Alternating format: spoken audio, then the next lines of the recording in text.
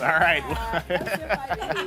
Okay. Come hang, exactly. Come, Jackie. Come hang out. Well, we've got lots of great stuff for E3 coming up, but we're so honored to have Aisha Tyler here, right off the stage of the Ubisoft Press Conference. Fresh. I don't know about fresh off the stage, but right off the stage. Yes, yeah. I'm not fresh at all. I don't feel fresh at all. I was saying that's like we were talking to Eve, and it's like that was like 2 hours of so much Ubisoft this year. Yeah, like yeah, a big opening musical number. Well, there's always some kind of delightful / bizarre Theatrical just moment. dance, very kind of Cirque du Soleil thing going on. But there were a lot of properties to talk about. Obviously, with and then the cool thing about Assassin's Creed was this year was about the movie. It wasn't about the game, but that was very cool. And it's always, I think, nice to like the big part for me as a gamer and just also as a fan is to see the stuff that people haven't seen yet. Right. You know what I mean? And I'm there watching it as well, and I'm as excited as everybody else about it. Well, that's why everyone loves you hosting this press conference, because I mean, how many years? Because I can't modulate my emotions. But it's been like, what, 5 years, I feel This like is the fifth year, yeah. This oh is my the fifth God. year, yeah. So 30th Ubisoft anniversary, 5 years of you. It was a big one. And I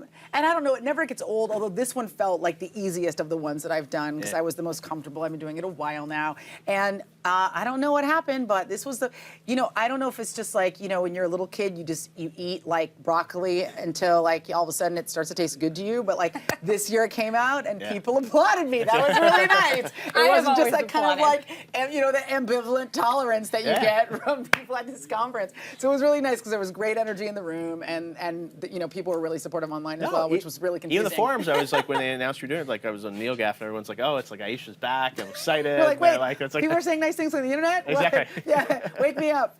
But it was really fun, and there were a lot of really cool properties that we talked about. So I'm sure you talked about some of them with Eve. Yeah, we did, and I mean, he's really excited about the new snow game. It's, Steep. Exactly. Yeah, the new IP. It's always fun. I'm always excited for the IP, and I love. Eve always has his moment, right? Where he has his little surprise. He always has this big reveal, and I will admit, without sounding like a jerk, that like I always get excited when the IP. Like I really love when Watch Dogs was the new IP, and Division, also Division was really exciting. I just an RPG like that. RPG and shooters are my jam. So those I always get excited about that.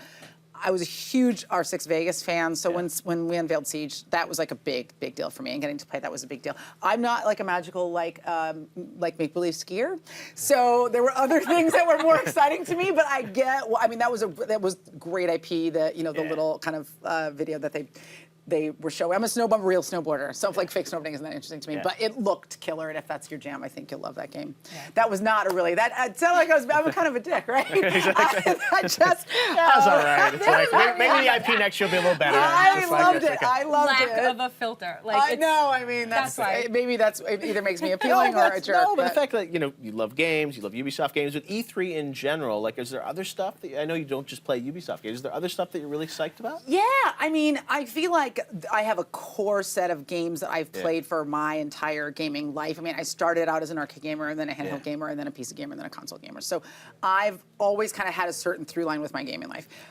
The games that I play, and I don't know, I'm going to sound like a hack. I've played every Halo game, I've played every Gears of War game, and I love Fallout. Those are probably my 3 properties that I love the most. Yeah. And I love those beautiful, immersive kind of shooters that have a great narrative through line. I'm super excited for Gears 4. Yeah.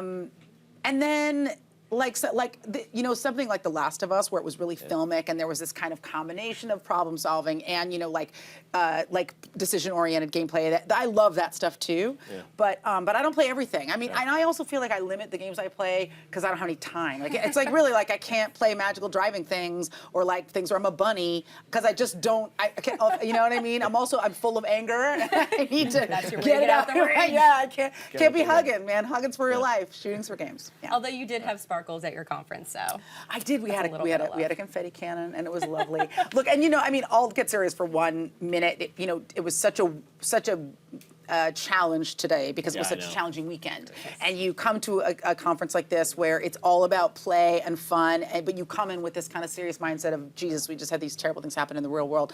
How do we talk about this stuff in a way that doesn't feel like we're pandering or we're being glib or manipulative or exploiting something terrible that happened in the real world for our own gain? So we really tried to do something that was respectful and didn't feel like we were overdoing it. I don't know if we got that done, but it was important to so many of us to say something. Right. And we tried to do our best. I love make believe. I love games. I love this world, escaping, and it's an opportunity to escape and to play and to fantasize. It's not the real world. Right. And that is, for me, that's the bright line. Yeah. Do you know what I mean? Yeah. It's make believe, and so for me, I don't buy people trying to make a direct line between the two. Oh, no. This is where I go to get away and to do all the things that I would never, can't do, and will never do in the real world. Yeah. You Well know? said. Yes, Aisha Tyler. absolutely. Well, great. Like jumping off a 7-story building and doing a backflip and then landing on the ground like a cat. People who play AC and think that's real. Does sound like fun. Yeah, although Michael Fassbender's going to do that in the Exactly. movie with no shirt on. And you're I ready know. for December. I'm We super hope. ready. Maybe no pants. I don't know. I'm just pitching here. I'm just pitching. All right, Aisha Tyler, always great hanging out with you. Thank you. Great seeing you at E3, and we hope you'll be back for Ubisoft Year 6. I hope so. It's a long ways away. What I am going to do is go play games tomorrow. Oh, good. Okay, Yeah. so we'll see you on the show That's- floor. All right, well, speak.